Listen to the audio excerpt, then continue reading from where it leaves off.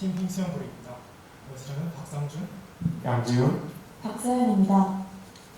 보시다시피 저희의 주제는 생리대입니다. 최근에 코로나로 인해서 온라인 수업이 진행이 되었는데요. 온라인 수업을 하다 보니 카카오톡 오픈 채팅방을 많이 사용하게 되었습니다.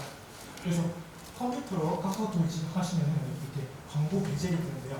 광고 배제에서 계속 이제 굿네이버스 생리대 후원 영상이 계속 올라왔습니다. 궁금증에 클릭을 해서 동영상을 보게 되었고, 보면서 우리가 몰랐던 이런 조석진의 문제들이 있었구나. 그래서 그거에 대해서 한번 조사를 해보고 싶어서 이렇게 조사를 하게 되었습니다.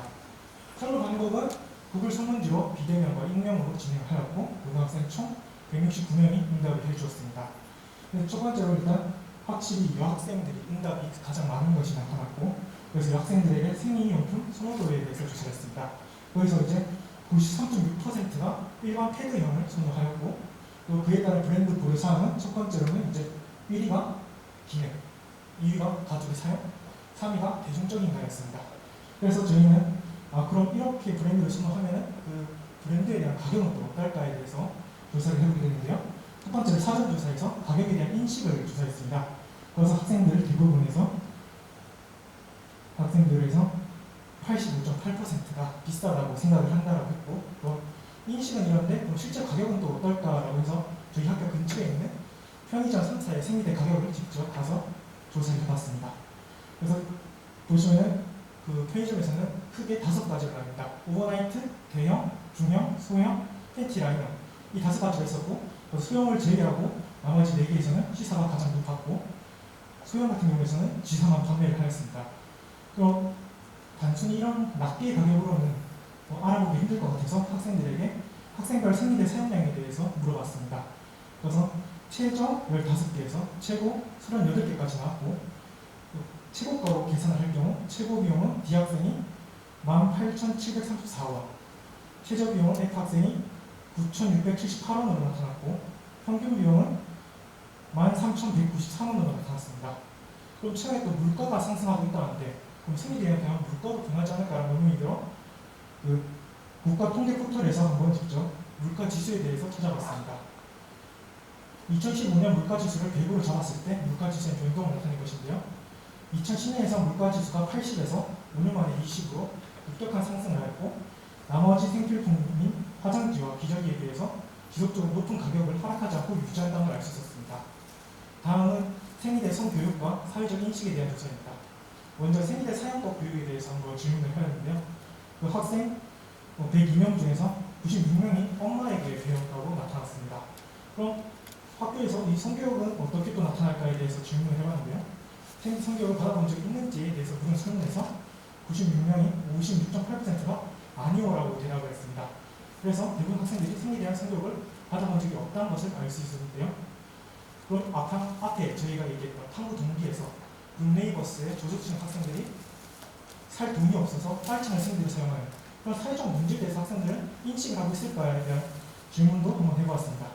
보이니 이게 여기서 169명 중 81명이 모른다가 47.9% 나타났고, 들어는 봤다가 20.1%로 나타났습니다. 이렇게 학생들이 사회적 이슈에 대해서는 아직 잘 모르고 인식하지 못한다는 것 또한 알 수 있었습니다. 그럼 이제 다음 질문은 맨 앞에 얘기했던 2번 생명품 선호도에 대한 질문입니다. 보시면 아까 봤듯이 패드형이 많이 치우친 것을 알 수 있는데요. 그럼 저희가 왜 패드형이 치우쳤을까에 대해 생각해보니 생명품이나 생리컵, 화품 등 다양한 종류가 있음에도 불구하고 이런 다양한 종류에 대해서 배워볼 기회도 없고 엄마한테 직접 배우다 보니 다양한 제품이 있음에도 불구하고 선택의 폭이 좁게 나타나는 것을 알 수 있었습니다. 그럼 왜 이렇게 문제들이 계속 발생할까에 대해서 충청북도 서산교육지원청의 교육지원청 성교육 표준화에 대해서 조사를 해봤습니다. 초중고 변화가 하면서 성폭행 예방, 성매매 예방, 피임, 음란물 예방 같은 것은 전부 교육이 이루어지고 있으나 생리대에 대한 교육은 하나도 이루어지지 않다는 것을 알 수 있었습니다. 결론 및 제안입니다.